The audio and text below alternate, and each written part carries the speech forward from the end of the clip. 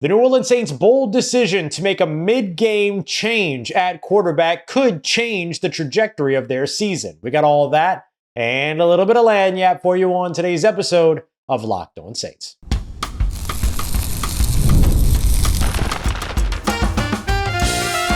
You are Locked On Saints, your daily New Orleans Saints podcast. Part of the Locked On Podcast Network, your team every day.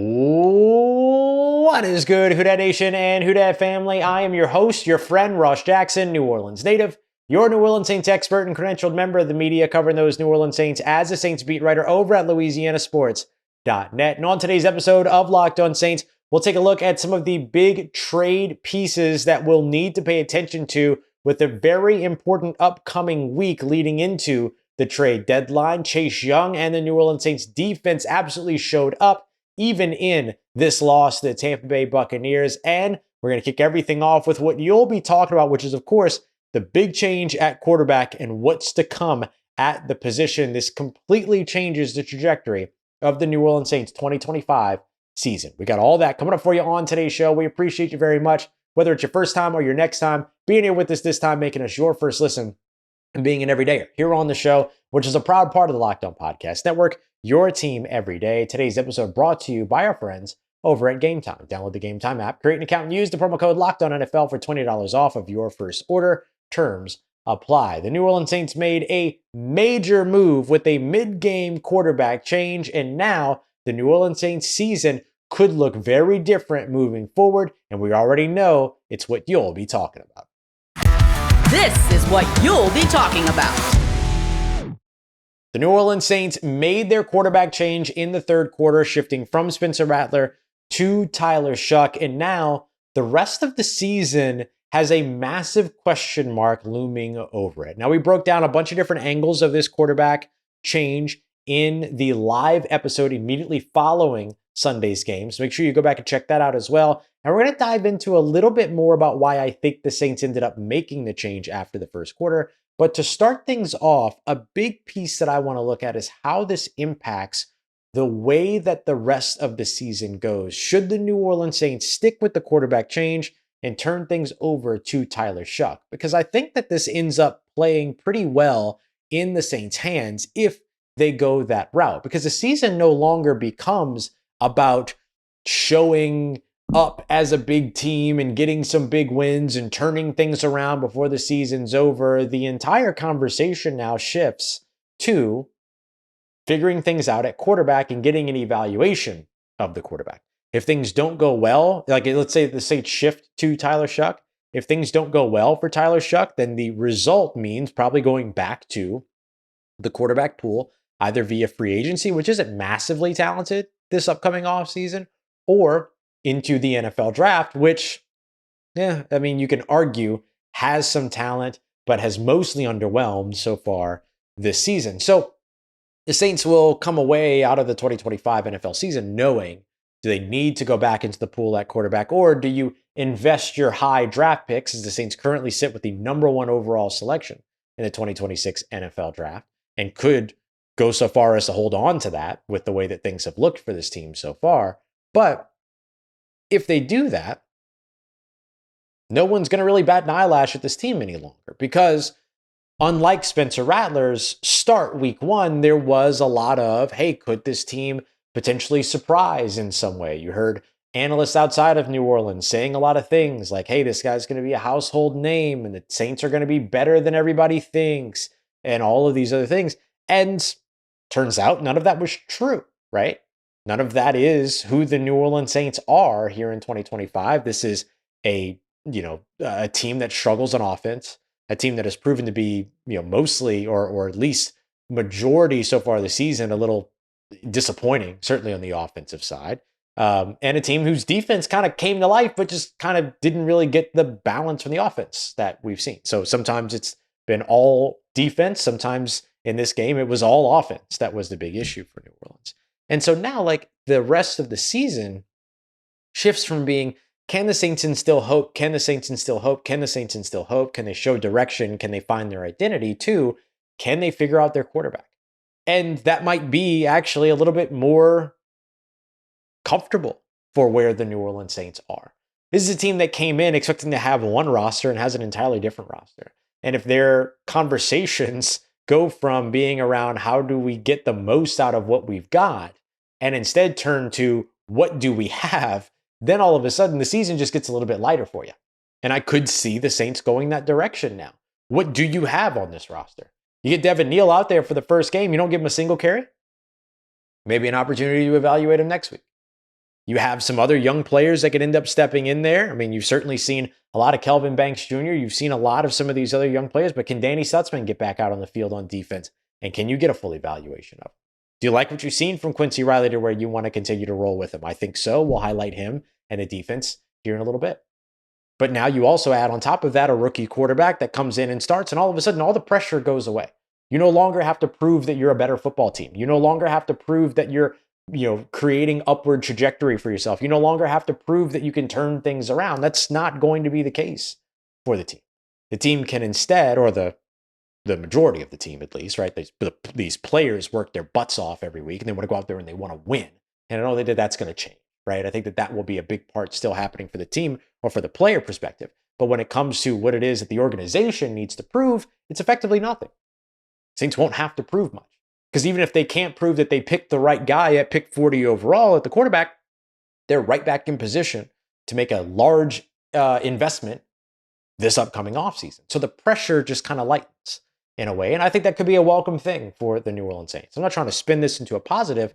It's just one of those things that I think about like, yeah, well, I could see the Saints really like leaning into this. It's one of the reasons why I think that it feels likely that the Saints would just stick with Tyler Shough moving forward, especially after making such bold decisions around not getting what you want to see from Spencer Rattler and the New Orleans Saints offense under him, right? It seems a little weird to like make that change and then double back on it and say, never mind, we're going to give Spencer Rattler another chance. Like for what, right? Like, so the logical inconsistency of that is not something that I expect from this team. And so we'll see exactly where things go, but I do see where and how the changing of the guard, if you will, at quarterback for New Orleans could send them into a entirely different trajectory for the rest of the season to where it's all about evaluation and getting a look at young talent, which is what I think this team probably needs to do from here forward in order to know what to do for its future. I also think that a lot of the reason why Spencer Rattler was benched in this game, yeah, probably had to do with turnovers, but probably wasn't just turnovers. Remember, the Saints offense has had some trouble attacking deep down the field, and a lot of the reasons for that was because of what we talked about with those two high shells, right? Shell defenses that are taking away things and putting a lid on the top, not allowing you to get those explosive plays. They want you to throw intermediate, throw short, or they're daring you to run because scoring efficiency is less on those plays than they are on the big explosive plays. And there was something about the way that the Tampa Bay Buccaneers played defense on Sunday that I think maybe turned that narrative or excuse, if you will, on its head. And I think that was a big part of why the New Orleans Saints might have made the decision to change things over from Spencer Rattler to Tyler Shough. So before we get to the defense, let me break that down for you, as the Bucs' defensive looks might have also been a big part of why the Saints made their change at quarterback. Let's get to that next as we continue on with today's episode of Locked On Saints, part of Locked On Podcast Network, your team every day. This episode of Locked On Saints is brought to you by our friends over at Prize Picks. You and I make decisions every day, but over at Prize Picks, with all that excitement around your favorite sports, you can end up being right and getting paid. That's why it's good to be right over at Prize Picks. So let's talk about how you can get in on the action. Prize Picks is the easiest and most fun way to play daily fantasy sports, in my opinion. I love Prize Picks. This is how simple it is. You choose more or less on 2 to 6 players and against their Prize Picks projections. And if you get those right, you can walk away with some real cash. And now they have their new stacks feature, which to me is an absolute game changer. You can pick more on Zion Williamson's rebounds, points, and assists all in the same lineup now without having to change things up. Download the Prize Picks app today and use the promo code LOCKEDONNFL for $50 in lineups when you play your first $5 lineup. That's code LOCKEDONNFL for $50 in lineups after your first $5 lineup. Prize Picks, it's good to be right. Today's episode also brought to you by our friends over at Rougiette. Let's be real, making excuses doesn't solve anything. We've heard them all before. It's just stress. I'm tired. It happens to everyone sometimes. Well, but when it comes down to performance, sometimes your body just needs a little extra support, and that's where Rougiet comes in. Rougiet offers a fast-acting, doctor-prescribed treatment of ED designed to help you stop making excuses and start making moves. And they make it easy for you to get started as well. You just connect with a board-certified doctor, 100% online. That means no awkward waiting rooms, no in-person appointments. And if prescribed, treatment arrives to your door discreetly in discreet packaging as well. So visit rugiet.com/LockedOnNFL for 15% off your first order. That's rugiet.com/LockedOnNFL. And don't forget to use code LockedOnNFL so that they know that we sent you. Rougiet, stop making excuses and start making moves.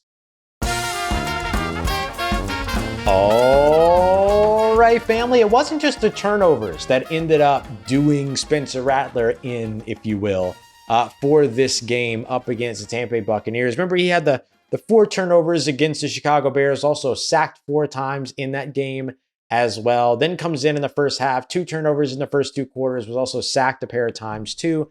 And so really a trio of times. And so New Orleans, it's so easy to just kind of boil all of it down to just that and say, well, that's why they made the change. And look, I think all of those things obviously factored in. There's no doubt about that. Although protection was in and of itself a struggle for New Orleans. That didn't really have a lot to do with Spencer Rattler. But I do think that there was something else that ended up feeding into this. And we talked about like the inconsistencies over on the offensive side. And one of the things that Kellen Moore said immediately after the game was that turning things over to Tyler Shough had a lot to do with trying to provide a spark to the offense, inconsistencies on offense, all those other things. One of the things that I also asked about was the sort of moniker that the team has carried all offseason about 3-pointers and layups.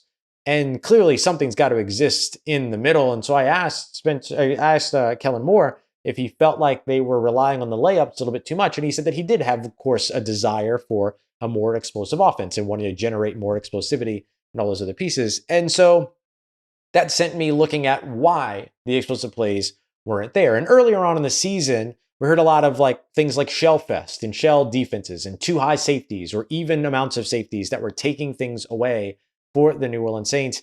And in this game, that wasn't always the case. In fact, the Saints, according to Next Gen Stats, faced on 20 different passing attempts, single high safety looks, meaning that there would have been opportunities up against cover 1 to take some shots down the field along the perimeter, and against cover 3 to take some shots in the middle of the field, as well as maybe down the seams. And the Saints didn't do any of that effectively while Spencer Rattler was in the game. Now, they didn't do it any more effectively once Tyler Shough was in the game, but I do wonder how much that consistent issue was something that played into the Saints' decision to bench Spencer Rattler and turn things over to Tyler Shough. During this game, just looking at Spencer Rattler's passing chart, he completed only 2 passes of more than 10 yards downfield. And he completed only 1 pass on 5 different attempts of passes 15 or more yards downfield. The only pass that he only 2 passes, or the only pass that he completed less than 15 but more than 10 ended up being around 13 yards on the left sideline. And so I wonder how much that also has to do with the decision to sit Spencer Rattler and turn things over to really any quarterback, but of course Tyler Shough in this situation. So I think it's more than just being about the turnovers. It's more than just being about sacks. It's more than just being about those plays. I think that there's a level of inconsistency that the Saints were growing frustrated with on offense, and then made the decision to try to provide some kind of a jolt over on that side of the football. We'll see if they continue in that lane or in that direction, or if they try to turn things back over to Spencer Rattler, which I think would be, I don't know. I don't know that that's necessarily the strongest choice, because you've already effectively said this guy doesn't run the offense the way that we want him to run the offense. And so then turning things back over to him, I don't know. Maybe it's a wake-up call moment, like a coaching moment in that case, but that doesn't feel like the way that you would go. It feels like this team that has been consistent about not wanting to flip-flop when it comes to quarterbacks has probably already made its decision. But we won't speak on behalf of the team. We'll wait to see what the team does later on this week. Kellen Moore saying that they wanted to give 48 hours to make this decision and then have their starting quarterback ready for next week, starting on Wednesday in practice. The New Orleans Saints defense, I thought, showed up huge in this game. It was probably their best game outside of that New York Giants game where they walked away with 5 consecutive takeaways. hard to beat that performance. But this game in particular, I thought that the Saints defense was really, really strong. And 3 players stood out to me. Really, 4 players stood out to me all together. I thought Pete Werner probably had one of his strongest games, and just in time, because he's going to be one of the names that we're going to talk about here in a little bit as a potential trade piece. The Saints getting Chase Young back is clearly helping them quite a bit over on the defensive side. Chase Young was awesome in this game and really has been a big part of the revitalization of the New Orleans Saints pass rush over the course of the past couple of weeks. The Saints blitzed a lot over on the defensive side going up against Baker Mayfield. That worked for them very well, but also getting the pressure from Chase Young, who is credited with a total of 3 total pressures, but getting to the quarterback twice and getting a hurry. Also played very well in the run game too. Was credited with 3 stops, 1 tackle for a loss on the game, but then also had the strip sack, recovered the fumble, wisely went down so that he didn't get the ball poked out and all these other things. He was kind of laughing about that after the game. So I think that this was maybe a big time arrival game for the New Orleans Saints defense, who I thought actually played well on the passing side of things last week in Chicago, but obviously struggled, giving up 222 rushing yards up against the Chicago Bears, only 288 rushing yards in this game up against a Tampa Bay Buccaneers team that was in the lead pretty much the entire game. So really, really good stuff from the defense there. So I highlighted Pete Werner, highlighted Chase Young, but I thought that the starting corners, Kool-Aid, McKinstry, as well as Quincy Riley, getting things done throughout this game as well. Kool-Aid McKinstry had a pair of pass breakups in the end zone, a couple of fades that went his way on the second near goal line stand. He was actually targeted 7 times in this game, 7 times, and allowed just 2 catches for 9 yards is what was credited to him immediately after the game and the initial reporting by Pro Football Focus.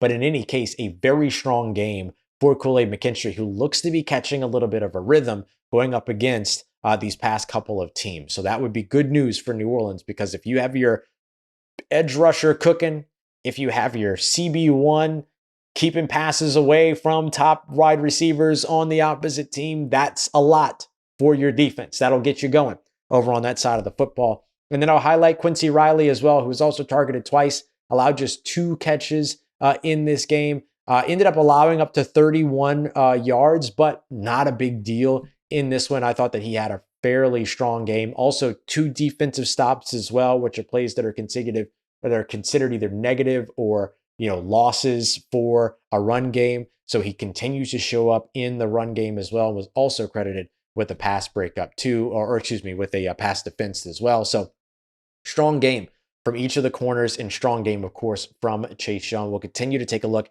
at this defensive performance because Brandon Staley's defensive scheme looks to be picking up some momentum here at the middle point of the season. Coming up next, the New Orleans Saints are going to receive some trade calls as they fall to 1-7, but how aggressive are they willing to be? We'll take a look at the names that the Saints could potentially look to move before the trade deadline arrives on November 4th. Let's get to that next as we continue on with today's episode of Locked On Saints, part of the Locked On Podcast Network, your team every day.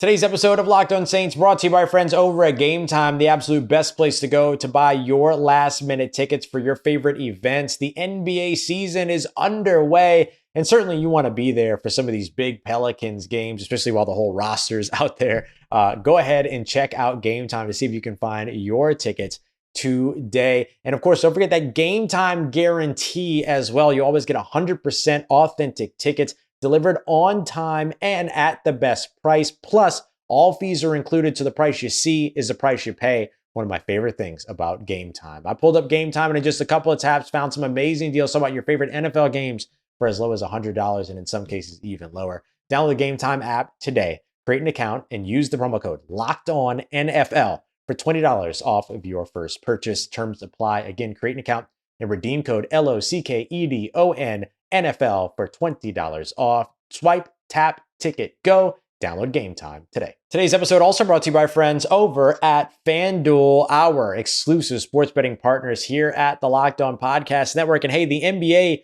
is back, and there's no better place to get in on that NBA action than over at FanDuel, the official sports betting partners of the NBA. So there you go, everything you need there. even if you miss the start of a game and you want to go ahead and ride the hot hand, FanDuel has live bets that will allow you to do everything that you can think of. Who will score the next points to fourth quarter comebacks to so much more. I love the live betting feature because it makes sure that I can stay invested in the game all game long and finding some really fun ways to get involved, especially if you're looking for a team to make a late push. And right now, FanDuel is giving new customers $300 in bonus bets when you win your first $5 bet. So head over to FanDuel.com to sign up and get started today with FanDuel, the official sports betting partner of the NBA.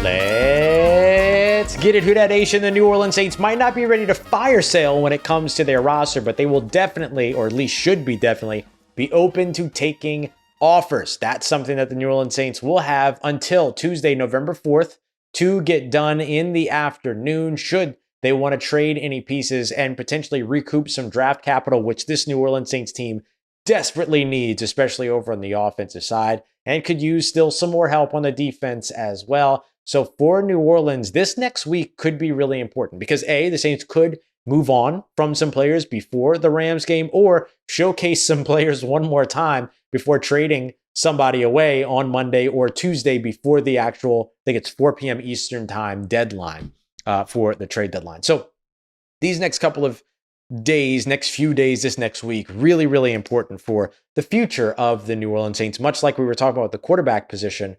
If the Saints start trading pieces away to add draft capital, then that becomes really important for their future. So I want to highlight some of the players to keep an eye out on over the next little bit. First of all, I want to start off with Chris Olave because it sounds like via reports, and this is not surprising, that the Saints are not going to be looking to trade away Chris Olave. So we can probably strike him off the list. It sounds like the Saints are more interested in getting an extension done with him. It will be very interesting to see what that extension looks like. Do you pay him Garrett Wilson money or do you pay him more Jameson Williams money, depending upon what it is that you expect his role to be in your offense? I think the New Orleans Saints are going to be in need of a big-bodied wide receiver this offseason, and I mean a top-flight big-bodied wide receiver in addition to Devon Vele. And so finding your quote-unquote number one wide receiver or your X receiver might lead the Saints to looking at Chris Olave more as a second wideout complementary field stretcher instead. So we'll see how the Saints go about that. And that contract, if they get that done before the trade deadline, will tell you a lot about what Chris Olave's role is going to be moving ahead through, beyond rather, this season. Then that means that you then shift focus to guys like Rashid Shaheed as well as Brandin Cooks. I don't see Rashid Shaheed moving for anything less than a 4th round pick. And I don't know that the Saints are specifically shopping him more than it is that they're obviously going to get some phone calls about him. There were already some reports that the Pittsburgh Steelers had been checking in, but you have to imagine that, and the Giants as well. But you have to imagine that other teams like the Buffalo Bills would be pretty excited about a guy like Rashid Shaheed as well, pairing him up with an enormous arm in Josh Allen. So we'll see what happens there, but I think that's going to take a little bit of a higher price, a 3rd or a 4th round pick. I think a 4th round pick, so you recoup what you gave up for Devon Vele, a 3rd round pick because you're trying to get better than what the compensatory selection might be if you let him walk at the end of the season, or if he decides to walk and sign elsewhere after the season. So I think those two things would be the big factor that kind of sets what his market looks like, or his trade market rather looks like.